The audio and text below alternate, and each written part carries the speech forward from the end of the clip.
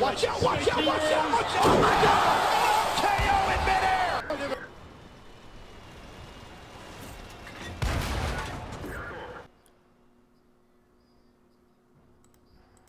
Hey, what's up everyone, we're back.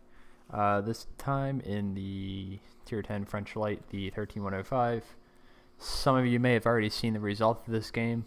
Most of you probably have not. But again, we're on Erlenberg. I usually don't like to repeat maps this quickly, but it's a good one today, so we're going to repeat Erlenberg. Granted, this time from the other side of the map, so it's a little different.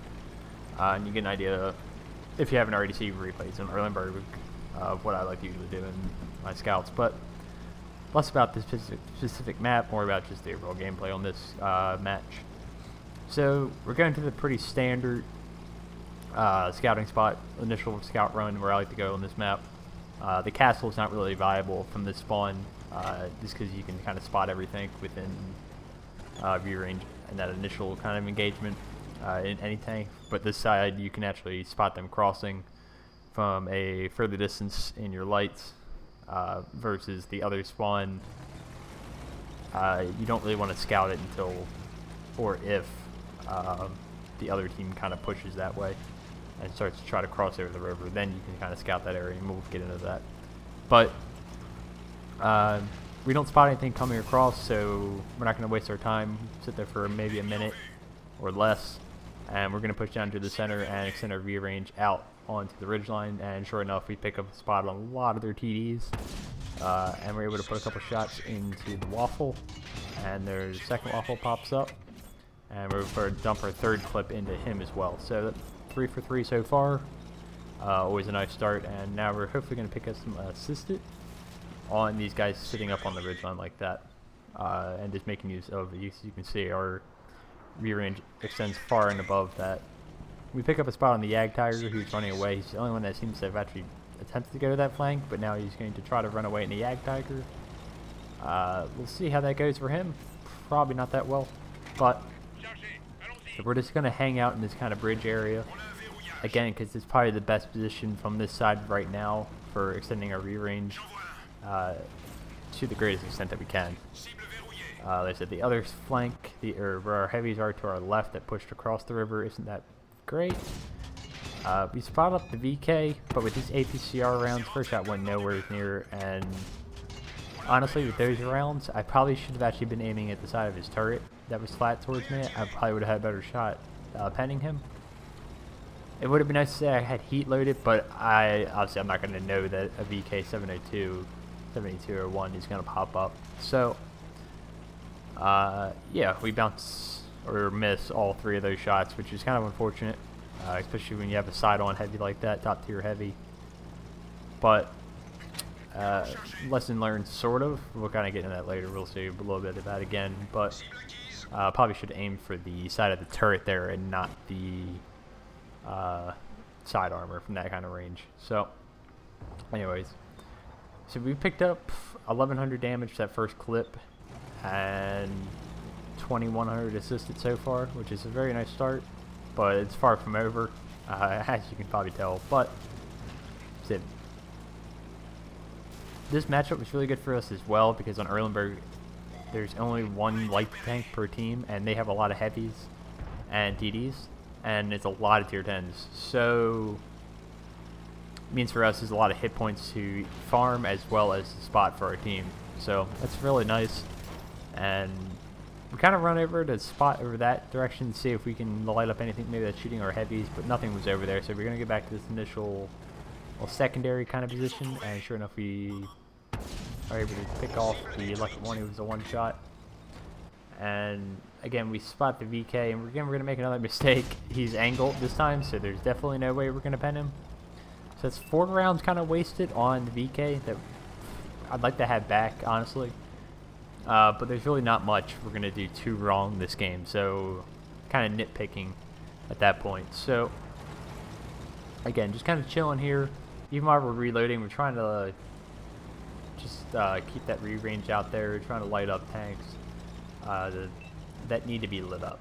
Obviously those heavies have no issue over there where they're at, spotting what's in front of them.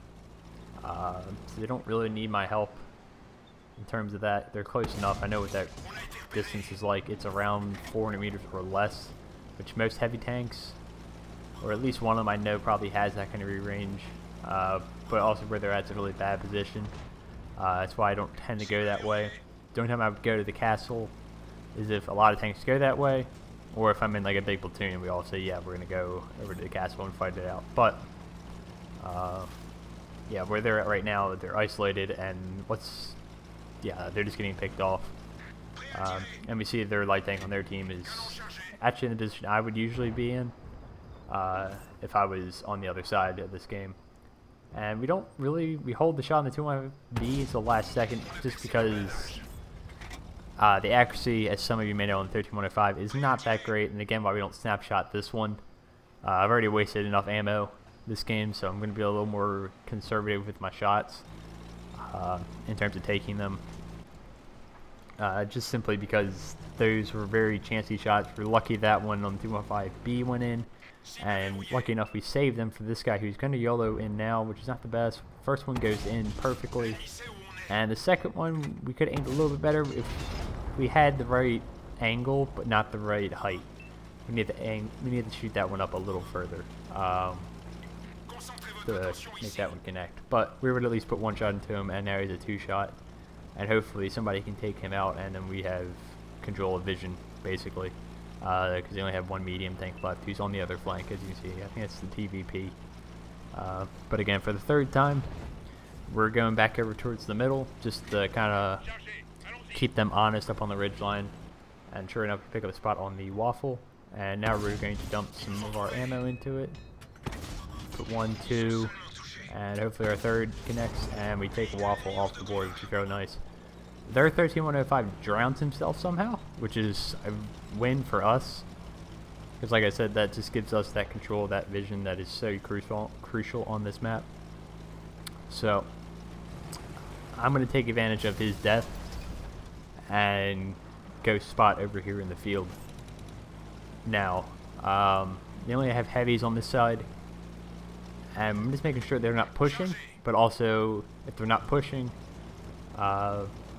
we can make use of our camo and V-range to pretty much kind of be sneaky.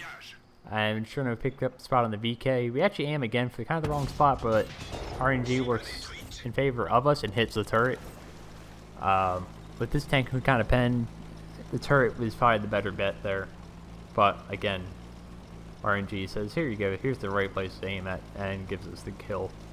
So far we picked up 3,800 of our own damage, as well as 5,000 assisted, which is, right now, if this game ended right now, would be a really, really good result.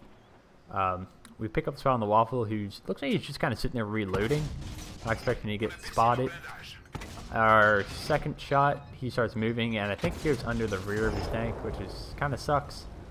Because it leaves him on 289 health, and we could have killed him. It's always nice to get that gun out of the game, but we leave him on a 1-shot. The Super Conqueror obviously knows what's up, but we're at 340 meters and he's not spotting me, so I'm pretty confident in my crew at this point. That if I back all the way up, I can maybe get a shot into him. However, these shots, if I do take them, are really chancy.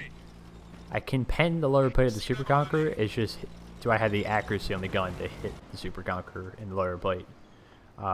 Tier 10 lights are notoriously kind of bad with accuracy-wise. Second one bounces off its upper plate, but our second one does hold true and goes in, and the third one hits the building. So again, Tier 10 lights aren't the best with accuracy at all. With the best being the Panzer Wagon, and the 13-105 is definitely not the Panzer Wagon. So yeah. Not too surprising that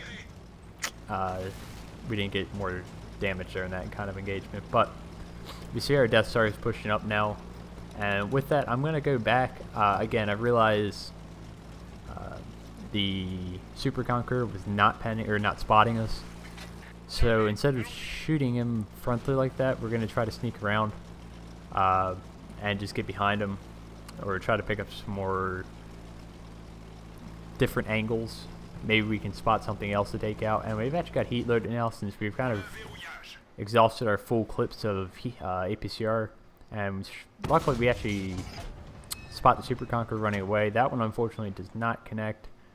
And then with the we pick up the spot on the 4005, and we're able to, we would think, take him out of the game, but our last shot low roll was really badly. So he's still alive on 2 health, but hopefully somebody should be able to finish him off. And again, right now we've picked up over 10,000 damage combined, which is a stellar result in a tier 10 light. I will take that any day of the week.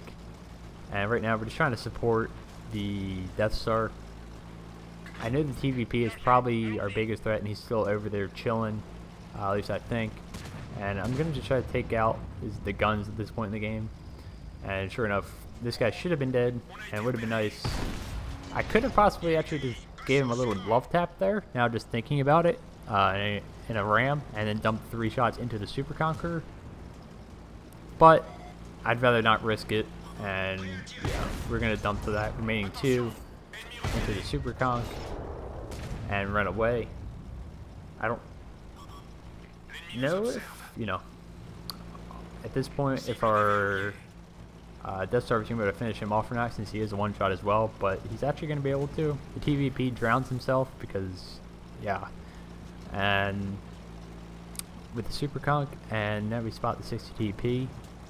This game's in the bag, I would believe at this point, so honestly I'm just looking for some shots. I saw it earlier in 60 TP, but it looks like he's just kind of given up. At least that's my kind of view on it at this point. So we're just going to go out the Artie. We pick up the spot on the scumbag, artillery piece, sitting in the corner. So we're going to go take him out and hopefully pick up our 5th kill. And sure enough, we were able to pick up the 5th kill, and our E4 finishes off the 60 TP. So no Top Gun for us. But that wraps up a very good game. And probably the most rewarding part of that game was the fact that we didn't get shot once. Or even really close to getting shot at that entire game. So we took no hit points, no damage, and we were able to dish out nearly almost 12k combined. So that's like pretty nice. It's always nice to not get shot and do a whole bunch of damage like that. Again, a few shots I wish I could have had back, but I'm not going to complain about 6,800 damage, 5k assist, and 5 kills. And nearly 1900 base XP in a tier 10. So really good game, fun game to play, and hopefully you all enjoyed as much as I did playing that, and I will hopefully catch you next time, and until then, see ya, peace.